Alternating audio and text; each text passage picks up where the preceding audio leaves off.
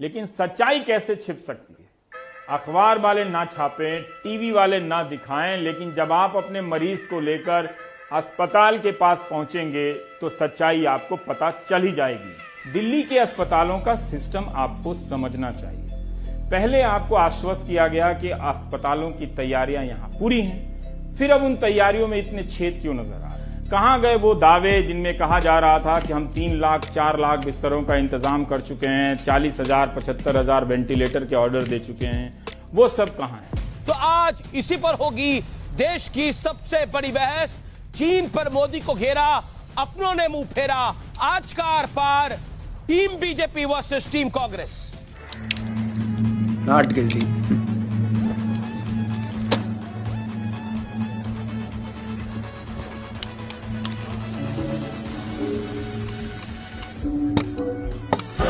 अहमदाबाद में क्या हुआ? वहां की सरकार ने जिन प्राइवेट अस्पतालों की लिस्ट बनाई उसमें बड़े प्राइवेट अस्पतालों को छोड़ दिया। और आज का सबसे बड़ा सवाल, भारत से कब तक लड़ेगा टिड्डीबाज पाकिस्तान? ये सवाल सिर्फ मैं नहीं, मेरे साथ पूछता है सारा भारत। कुछ भी।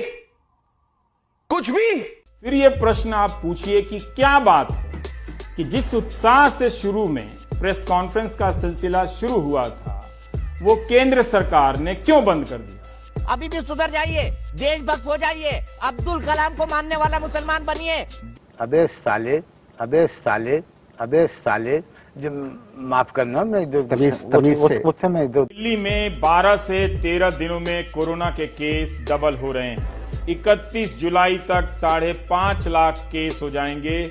आज इसी पर होगी देश की सबसे बड़ी बहस। तैयारी गुल, सियासत फुल, क्योंकि कोरोना रोकने से रुक नहीं रहा है, ये कहने में मुझे कोई गुरेज नहीं है। अब इसके अलावा जो डॉक्टर लोग पढ़ते हैं, सोचिए उनकी क्या हालत है। MBBS पढ़ने के बाद आपको पोस्ट ग्रेजुएशन के लिए इम्तिहान देना पड़ता है, मगर इनकी परीक्षा 11 जून को एम्स ने रख दी और इनमें से बहुत से लोग संक्रमित हैं, बहुत से लोग ड्यूटी पर हैं। क्या एम्स को इस वक्त परीक्षा लेनी चाहिए थी? सवाल आज पूछता है भारत, क्या टुकड़े गैंग से ध्यान भटकाने के लिए दंगों से पहले शाहीन बाग में प्रदर्शन वाला नाटक किया गया? 30 साल की नीलम कुमारी गौतम एम्बुलेंस में ही दम तोड़ गई। गर्भवती थी तो इनके साथ गर्भ में जो बच्चा था वो भी मर गया। 13 घंटे तक घूमते रहे मगर किसी अस्पताल ने भर्ती नहीं किया। नोएडा में ये पहला मामला नहीं है। इन प्रश्नों से ध्यान भटकाने के लिए दिन प्रतिदिन किस किस तरह के मुद्दे लाए जा रहे हैं। जो नारे लगने लगे हैं, भारत तेरे टुकड़े होंगे इंशाअल्लाह इंशाअल्लाह, कि भारत तेरे टुकड़े होंगे इंशाअल्लाह इंशाअल्लाह। देखिए, यहाँ पर मैं आपको रोककर समझाना चाहता हूँ। फोटो दिया जाता है कि एक स्टेडियम है जिस पर बिस्तर लगे हुए हैं, लेकिन क्लोजअप में यह नहीं दिखाया जाता है कि उस बिस्तर के बगल में ऑक्सीजन की पाइप है कि नहीं है।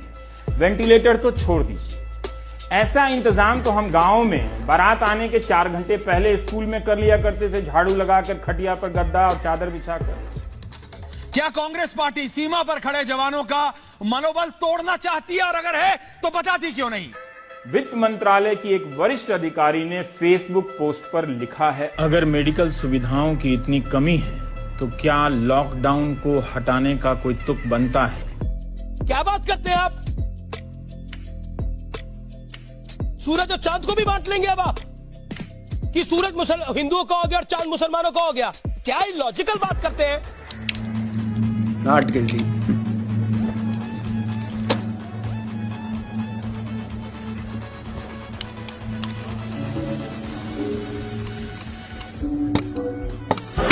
गुरुग्राम एक क्लासिक केस है भारत में स्वास्थ्य व्यवस्था में आई कमियों को और हुई गड़बड़ियों को समझने के लिए। इस जिले की आबादी 30 लाख है, एक सरकारी अस्पताल है। गर्मियों की तपती दोपहरी में यहाँ पेड़ों के नीचे इस तरह अलग अलग 6-7 OPD चल रही हैं। डॉक्टरों के मुताबिक अस्पताल में कोरोना के मरीजों के लिए 10 बेड हैं। तो देश की राजधानी दिल्ली से मात्र 100 किलोमीटर दूर, जहां पर बड़े बड़े राजनीतिक दल सेक्युलरिज्म की कस्में खाते हैं, वहां पर हिंदू अब अल्पसंख्यक बन गए हैं। झूठ बोलो, बार बार झूठ बोलो, जो भी बोल सकते हैं सब झूठ बोलो, जहां भी बोल सकते हैं झूठ बोलो, जितनी बार बोल सकते हैं झूठ बोलो, झूठ बोलो, झूठ बोलो।